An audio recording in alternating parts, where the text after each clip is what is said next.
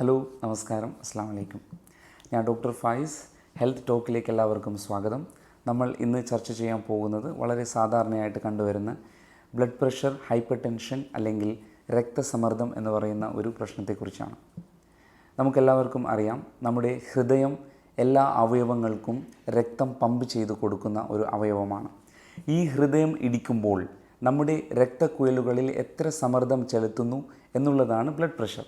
അപ്പോൾ ബ്ലഡ് പ്രഷറിനെ രണ്ടായിട്ടാണ് നമുക്ക് എപ്പോഴും എഴുതുന്നത്. ഒന്ന് സിസ്റ്റോളിക് ബ്ലഡ് പ്രഷർ, പിന്നെ ഡയസ്റ്റോളിക് ബ്ലഡ് പ്രഷർ.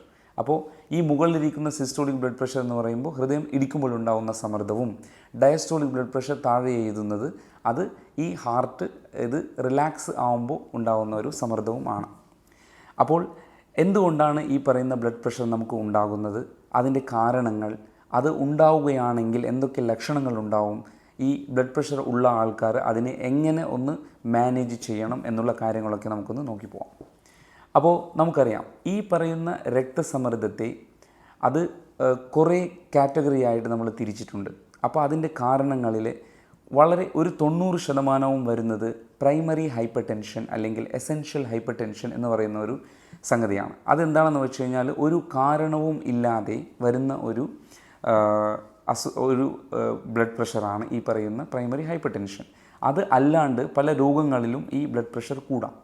അതിൽ വരുന്നതാണ് നമ്മുടെ CKD അല്ലെങ്കിൽ വൃക്ക തകരാറ് സംഭവിക്കുന്ന ആൾക്കാർക്കും BP കൂടാം. അതുപോലെ തൈറോയിഡിൻ്റെ അസുഖമുള്ള ആൾക്കാർ, പ്രസവത്തിൻ്റെ സമയത്ത് നമ്മുടെ ഗർഭിണിയായിരിക്കുന്ന ആൾക്കാർക്ക് വരുന്ന ബ്ലഡ് പ്രഷർ, പിന്നെ അതുപോലെ ഫിയോക്രോമോസൈറ്റോമ അങ്ങനത്തെ കുറേ ക്യാൻസറുകളും മറ്റും ഈ പറയുന്ന ബ്ലഡ് പ്രഷറിനെ കൂട്ടാം.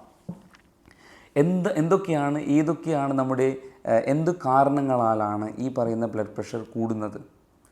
ഏറ്റവും ഇമ്പോർട്ടൻ്റ് ആയിട്ടുള്ള ഒരു കാര്യമാണ് ഉപ്പിൻ്റെ അംശം. അതായത് 5 കാരണങ്ങളാണ് നമ്മൾ നോക്കേണ്ടത്. അതിൽ ഏറ്റവും മുഖ്യമായിട്ട് 5 കാരണങ്ങളാണ് നമ്മൾ നോക്കേണ്ടത്. അതിൽ ഏറ്റവും പ്രധാനമായിട്ടുള്ളത് ഉപ്പിൻ്റെ അംശമാണ്. അതായത് നമ്മുടെ ഫുഡിൽ, നമ്മുടെ ഭക്ഷണത്തിൽ ഉപ്പിൻ്റെ അംശം കൂടുമ്പോൾ അത് ബ്ലഡ് പ്രഷറിനെ കൂട്ടാം. പിന്നെ വരുന്നത് സ്മോക്കിംഗ്, പുകവലിയും മദ്യപാനവും 2 കാരണങ്ങളാണ് വളരെ കോമൺ ആയിട്ടുള്ള ഒരു കാരണമാണ് നമ്മുടെ ഈ പറയുന്ന ബ്ലഡ് പ്രഷറിനെ കൂട്ടാനായിട്ട്. കാരണം പുകവലിക്കുന്ന ആൾക്കാർ ഈ പറയുന്ന നിക്കോട്ടിൻ നമ്മുടെ ശരീരത്തിൽ ചെല്ലുമ്പോൾ അത് സിമ്പത്തറ്റിക് സിസ്റ്റം എന്ന് പറയുന്ന, അതായത് ഹാർട്ടിൻ്റെ ഇടിപ്പിനെ കൂട്ടുന്നു. അങ്ങനെ ബ്ലഡ് പ്രഷർ കൂടുന്നു. പിന്നെ ഉറക്കം ഇല്ലാത്ത ആൾക്കാർ, ഉറക്കം കുറയുമ്പോൾ നമ്മുടെ ബ്രെയിനിൻ്റെ ഫംഗ്ഷനെ അത് ബാധിക്കുന്നു. അത് ഈ രക്തസമ്മർദ്ദം ഉണ്ടാക്കാം. പിന്നെ വരുന്ന ഒരു വളരെ കോമൺ ആയിട്ടുള്ള ഒരു കാര്യമാണ് പൊണ്ണത്തടിയുള്ള ആൾക്കാർക്ക് ഹാർട്ടിൻ്റെ ഇടിപ്പ് കൂടും. അങ്ങനെ വരുമ്പോൾ ബ്ലഡ് പ്രഷർ കൂടാം. അതുപോലെ തന്നെ വേറൊരു പ്രശ്നമാണ് ടെൻഷൻ അല്ലെങ്കിൽ ബേജാറ്, നമ്മൾ പറയുന്ന ബേജാറ് എന്നൊക്കെ പറയുന്ന ഒരു പ്രശ്നം. ഈ ടെൻഷനുള്ള ആൾക്കാർക്കും നമ്മുടെ മെല്ലെയായിട്ട് രക്തസമ്മർദ്ദം, അതായത് ബ്ലഡ് പ്രഷർ ഉണ്ടായി മാറാം. എന്തൊക്കെയാണ് ബ്ലഡ് പ്രഷറിൻ്റെ അല്ലെങ്കിൽ രക്തസമ്മർദ്ദത്തിൻ്റെ ലക്ഷണങ്ങൾ? നമുക്കറിയാം, തലകറക്കം, തലയിടിപ്പ്, കണ്ണിൻ്റെ കാഴ്ചക്കുള്ള ബുദ്ധിമുട്ട് അല്ലെങ്കിൽ 2ആയിട്ട് കാണൽ, അതുപോലെ തന്നെ നെഞ്ചിൽ വരുന്ന ഒരു ഭാരം അല്ലെങ്കിൽ നെഞ്ചിൽ വരുന്ന ഒരു വേദന, ഇങ്ങനെയുള്ള വളരെ വേഗമായിട്ടുള്ള ലക്ഷണങ്ങളാണ് ഈ ബ്ലഡ് പ്രഷർ കാണിക്കുക. അതുകൊണ്ട് തന്നെയാണ് പലരും ഇതിനെ ശ്രദ്ധിക്കാതെ പോകുന്നത്, ഈ പറയുന്ന ബ്ലഡ് പ്രഷർ എന്ന പ്രശ്നത്തെ ശ്രദ്ധിക്കാതെ പോകുന്നത്.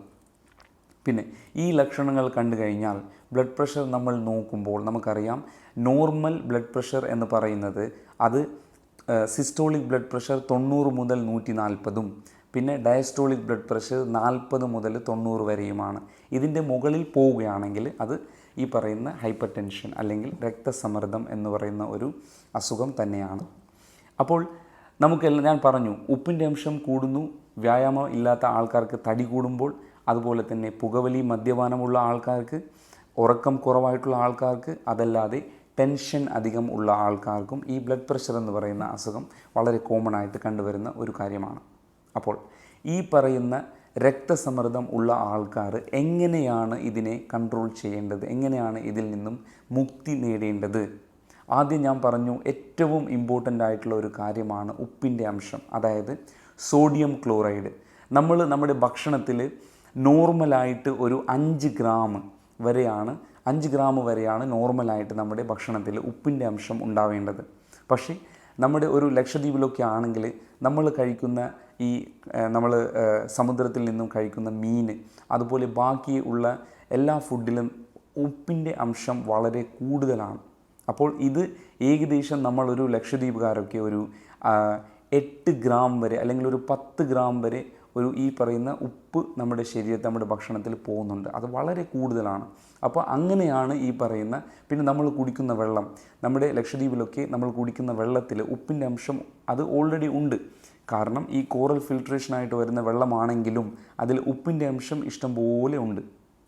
അപ്പോൾ നമ്മൾ ആദ്യം ചെയ്യേണ്ടത് ഈ ഉപ്പിനെ, വെള്ളത്തിൽ നിന്നും ഉപ്പിനെ ഇല്ലാണ്ടാക്കാനായിട്ട് എന്താണ് ചെയ്യാൻ സാധിക്കുക? വളരെ സിമ്പിളായിട്ട് ചെയ്യാവുന്ന ഒരു കാര്യമാണ് ഈ പറയുന്ന നമ്മൾ കുടിക്കാൻ ഉപയോഗിക്കുന്ന വെള്ളത്തെ തിളപ്പിക്കുക. കുറച്ച് നേരം, അരമണിക്കൂർ 1 മണിക്കൂർ നമ്മുടെ വെള്ളം ഒരു പാത്രത്തിലെടുത്ത് അത് തിളപ്പിക്കുമ്പോൾ ഈ പറയുന്ന ഉപ്പിൻ്റെ അംശം ആ വെള്ളത്തിൽ നിന്നും ഇല്ലാതെയാവുന്നു. പിന്നെ ആ വെള്ളം തണുത്തതിന് ശേഷം നമ്മൾ അത് മാത്രമേ കുടിക്കാവുള്ളൂ. പിന്നെ തിളപ്പിക്കുമ്പോൾ വേറൊരു ഗുണമുള്ളത് ഇതിലിരിക്കുന്ന കീടാണുക്കൾ, അതായത് ഈ ബാക്ടീരിയ പോലുള്ള ബാക്കി കീടാണുക്കളൊക്കെ അതൊക്കെ നശിച്ചു പോകും. അപ്പോൾ വെള്ളം തിളപ്പിക്കുക. പിന്നെ രണ്ടാമത്തേത്, നമ്മുടെ നാട്ടിലൊക്കെ ഇപ്പോൾ സപ്ലൈയിൽ വരുന്ന ഒരു വെള്ളമാണ് NIOT നൽകുന്ന, അതായത് national institute of Ocean technology നൽകുന്ന വെള്ളം. നാട്ടിലൊരു വർത്തമാനമുണ്ട്, ഈ വെള്ളം കുടിച്ചു കഴിഞ്ഞാൽ നമ്മുടെ മുള്ളിൻ്റെയൊക്കെ ഒരു ശേഷി നശിച്ചു പോകുമെന്നുള്ളൊരു സംസാരം പലരും ചോദിച്ചിട്ടുള്ള ഒരു സംശയമാണ്.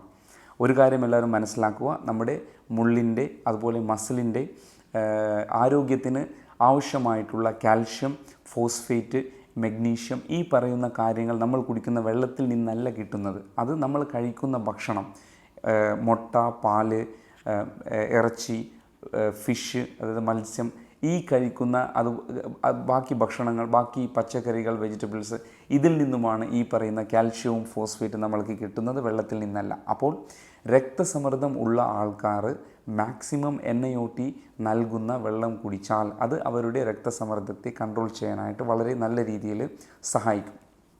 അപ്പോൾ അതിൽ സംശയമൊന്നും വേണ്ട, ആ വെള്ളം രക്തസമ്മർദ്ദം ഉള്ള ആൾക്കാർക്ക് വളരെ നല്ലതാണ്. കാരണം നമ്മൾ ബാക്കി കഴിക്കുന്ന, നമ്മൾ കടലിൽ നിന്നും കിട്ടുന്ന മീനും ബാക്കി കാര്യങ്ങൾ കഴിക്കുമ്പോൾ നമുക്ക് അത്യാവശ്യത്തിനുള്ള ഉപ്പ് ലഭിക്കുന്നുണ്ട്. അപ്പോൾ വെള്ളത്തിൽ അധികം ഉപ്പ് ഇല്ലാതിരിക്കുന്നത് തന്നെയാണ് നല്ലത്.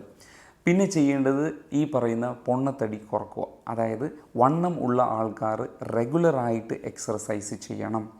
വ്യായാമം എല്ലാ ദിവസവും അറ്റ്ലീസ്റ്റ് ഒരു 30 മിനിറ്റെങ്കിലും എല്ലാ ദിവസവും നമ്മൾ വ്യായാമം ചെയ്തിരിക്കണം. അങ്ങനെ ചെയ്യുമ്പോൾ നമ്മുടെ രക്തക്കുഴലിൻ്റെ കപ്പാസിറ്റി, ഇത് വീർക്കാനും ചുരുങ്ങാനുമുള്ള കപ്പാസിറ്റി, അതായത് വാസ്കുലർ കോംപ്ലയൻസ് എന്ന് പറയുന്ന ഒരു കാര്യം നല്ല രീതിയിലോട്ട് പോകും. അങ്ങനെയാണെങ്കിൽ നമ്മുടെ ബ്ലഡ് പ്രഷർ നന്നായിട്ട് കുറയും. പിന്നെ ചെയ്യേണ്ടത് ആവശ്യത്തിന് ഉറക്കം.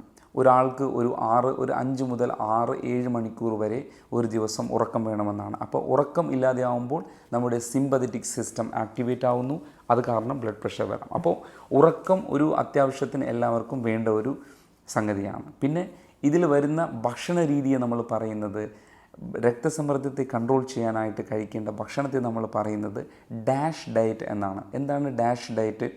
അല്ലെങ്കിൽ ഡാഷ് ഡയറ്റ് എന്ന് പറയുമ്പോൾ ഭക്ഷണത്തിൽ വെജിറ്റബിൾസ്, ഫ്രൂട്ട്സ്, അതായത് പഴങ്ങളും പച്ചക്കറികളും അതുപോലെ ഇഷ്ടംപോലെ നട്ട്സ് ഒക്കെ കൂട്ടണം.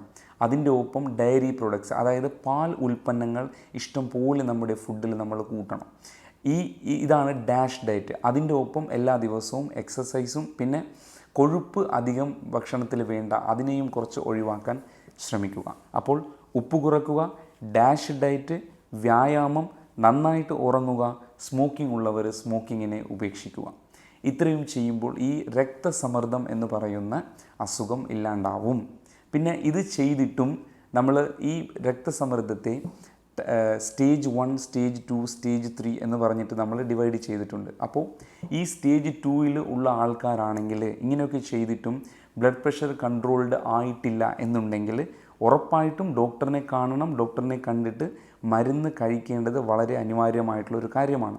കാരണം നമ്മൾ പലപ്പോഴും കേട്ടിട്ടുണ്ട്, നമ്മൾ ബ്ലഡ് പ്രഷർ കൂടുതലുള്ള ആൾക്കാർ മരുന്ന് കഴിക്കാതിരിക്കുന്നതും അവസാനം പോയിട്ട് സ്ട്രോക്ക്, അതായത് രക്തസമ്മർദ്ദം കൂടിയിട്ട് നമ്മുടെ തലച്ചോറിലെ രക്തക്കുഴൽ പൊട്ടിയിട്ട് സ്ട്രോക്ക് അല്ലെങ്കിൽ സ്ട്രോക്ക് പോലത്തെ വളരെ വലിയ വലിയ വിപത്തിൽ ചെന്നെത്തുന്നത് നമ്മൾ കാണുന്ന ഒരു കാര്യമാണ്. അപ്പോൾ രക്തസമ്മർദ്ദം ഉള്ള ആൾക്കാർ ഒരു സംശയവുമില്ലാതെ ഡോക്ടറെ കണ്ട് മെഡിസിൻസ് അവർ തരുന്ന സമയത്ത് ഒരു സംശയവുമില്ലാതെ എല്ലാ ദിവസവും അത് കഴിക്കണം. പിന്നെ ഈ ബ്ലഡ് പ്രഷറുള്ള ആൾക്കാർ ഡെയിലി മരുന്ന് കഴിക്കണോ?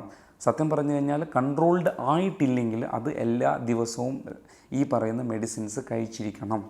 കാരണം ഇതുപോലത്തെ വലിയ വിപത്തിൽ നിന്നും നമ്മൾ ചെന്നെത്താണ്ടിരിക്കാൻ വേണ്ടിയിട്ടാണ് ഡെയിലി നമ്മൾ ഈ പറയുന്ന മെഡിസിൻസൊക്കെ കഴിക്കേണ്ടത്. അപ്പോൾ എല്ലാവരും ഉപ്പിൻ്റെ അംശം കുറയ്ക്കുക, വ്യായാമം കൂട്ടുക, അതുപോലെ തന്നെ നമ്മുടെ ഡാഷ് ഡയറ്റ് ഫോളോ ചെയ്യുക, പിന്നെ അസുഖം ഉള്ള ആൾക്കാർ മരുന്ന് കഴിക്കുക. ഇങ്ങനെ ചെയ്യുവാണെങ്കിൽ നമ്മുടെ ആരോഗ്യം എപ്പോഴും നമ്മുടെ ഒപ്പം ഉണ്ടാകും. ആരോഗ്യമുള്ള ശരീരത്തിലെ ആരോഗ്യമുള്ള മനസ്സുണ്ടാവുകയുള്ളൂ. നമ്മൾ ആണെങ്കിൽ നമ്മുടെ സമൂഹവും ആരോഗ്യവാനാകും.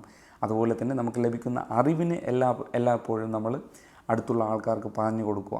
എന്നിട്ട് അറിവ് നമ്മൾ പറഞ്ഞു കൊടുക്കുമ്പോൾ ആ അറിവ് പടർന്നു പോകുന്ന ഒരു കാര്യമാണ്. അങ്ങനെയാണെങ്കിൽ നമ്മുടെ സമൂഹത്തിൽ ആരോഗ്യം നല്ല രീതിയിൽ വർദ്ധിച്ചു പോകും. എല്ലാവർക്കും താങ്ക് യു.